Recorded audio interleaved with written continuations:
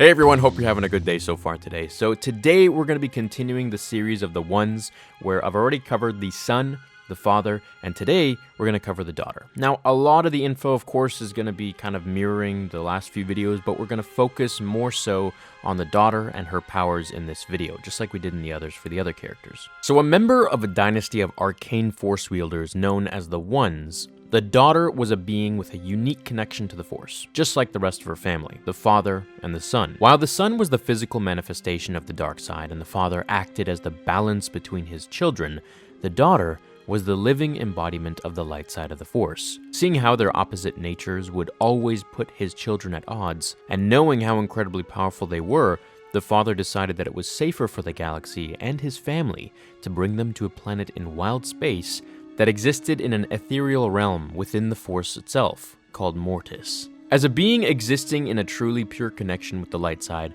the daughter was naturally incredibly compassionate, tranquil, selfless, and loving. Throughout her time on Mortis, which lasted for eons, the planet was the family's sanctuary. However, its extreme isolation from the rest of the galaxy also made it a prison for her and her brother, as they were never permitted to leave. Despite that, the daughter, following her nature, remained loyal to the father and the light side of the Force, while her brother, being true to the dark side, planned to usurp the father and escape Mortis. If you have been following the other videos of the father and the son, then you'll know that they become aware that Anakin and his connection to the Chosen One prophecy is so strong. And so, the father, growing weaker in the Force due to his incredible age, and therefore struggling to maintain the balance between his kids, used an ancient Jedi distress code to bring Anakin, Obi-Wan, and Ahsoka to Mortis. The father wanted to test Anakin to see if he was the Chosen One, and if he was, then the father wanted Anakin to take his place. Anyways, I've gone over the events that took place from the father's point of view and the son's. The truth is, there isn't much difference story-wise in regard to the daughter's point of view, but essentially, what happened is that the three Jedi arrived on Mortis, where after passing a test the father arranged, Anakin proved that he was the Chosen One, but the dark side's son wanted to use the Jedi to escape. So, he corrupted Ahsoka, turning her against Anakin and Obi-Wan. And when the son no longer had any need of the young Padawan, he killed her. And while trying to kill his father, he accidentally struck the daughter with the dagger of Mortis. If you want more clarification and more detail of these, I'm just skimming by this story because I've said it in the last two videos and I just don't want to be too redundant, but if you want more clarification, just go back and watch those two videos. So he killed his sister by accident with the dagger of Mortis when he was trying to kill his father, and this was the only weapon capable of destroying a member of their family, leaving her to die. But in her final moments, the daughter consented to let the father drain her remaining power and transfer it into the body of Ahsoka, which healed and restored the Padawan back to life and freed her of the dark side. The daughter then died in peace, knowing she had spent her last amount of energy saving an innocent person. Shortly after a few more struggles with the son, including Anakin falling to the dark side, but then being freed from it by the father, which I covered in the other videos, both the Darksider and the father were killed in a climactic confrontation with Anakin. Their deaths resulted in the destruction of Mortis, but also hinted at Anakin fulfilling his role as the Chosen One in the future someday. However, even though the event on Mortis marked the end of the daughter, she might still exist in some other form. We know that Jedi can return as Force ghosts, so who knows in what ways a member of the Ones can return. But many years later, during the reign of Emperor Palpatine, there was a rebel Jedi apprentice named Ezra Bridger, as we all know, Star Wars Rebels. He had noticed that at certain important moments in his life, a cute little bird called a convor would appear and look over him. This happened often enough for Ezra to name the bird Morai. However, Ezra wasn't the only Force wielder the bird was guarding over. Morai would also follow Ahsoka Tano around throughout her life.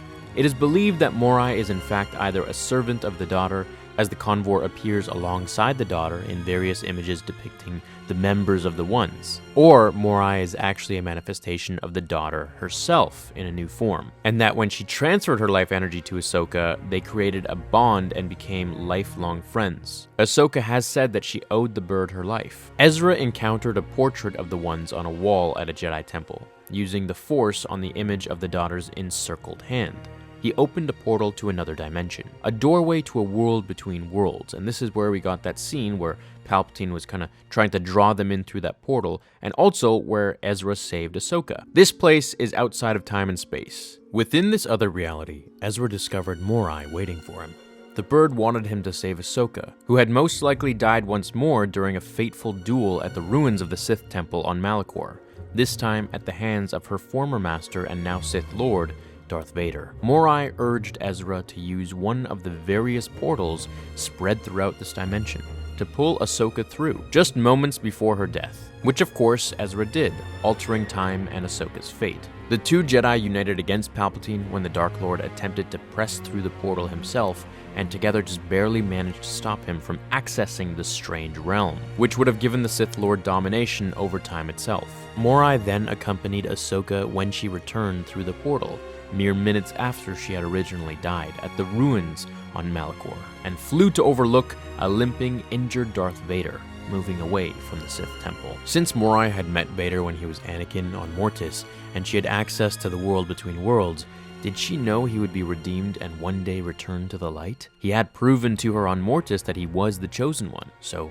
kind of makes you wonder, how much power did these ones really have? Originally, Star Wars was supposed to be from the point of view of the Wills. That's how George Lucas originally wrote it. And then, of course, he changed it. But the Wills were these ancient, godlike beings. So it kind of makes me wonder if the ones were sort of like them. Or were the Wills just actually the Wills that we saw Yoda speak to in the Clone Wars? Both are very powerful beings. Anyway, let me know what you think, and how do you guys feel about time travel now being canon? Do you like the possibilities that it could bring us, or do you think it doesn't belong in Star Wars? I hope you enjoyed this video. Please check out the other ones with the father and the son to get the full story, and I hope you have an awesome rest of your day. Hit like if you did enjoy this one, and I'll catch you in the next one. Until then, remember, the Force will be with you, always. Now, fulfill your destiny.